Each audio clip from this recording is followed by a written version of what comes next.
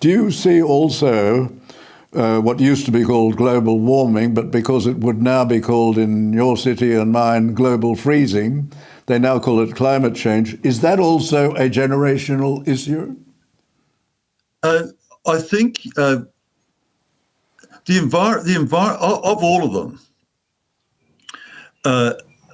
the environment's had the greatest longevity.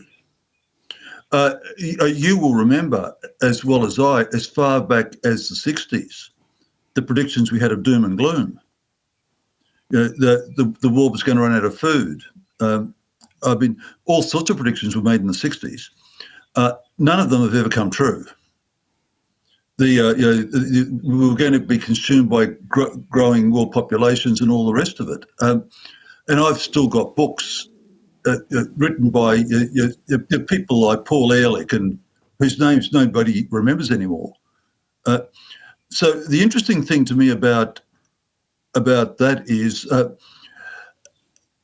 one, it's its longevity, but it's secondly, it's its longevity despite, if you like, proven failure.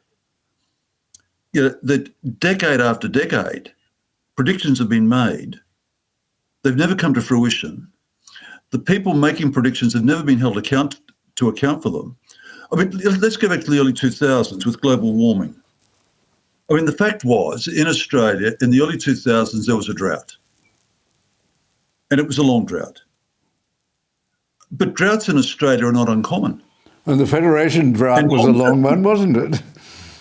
Well, and long droughts are not uncommon. But just look at the price that as taxpayers we've paid for this. We have desalination plants in Victoria, Sydney, and I don't know where else. They are white elephants. They cost the taxpayer a fortune to construct at the time.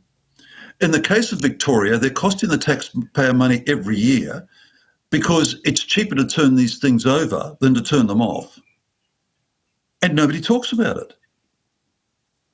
I mean, demonstrable failure. So what's the response to that? Well, we changed the jargon from global warming to climate change. And we march on. It's amazing, really.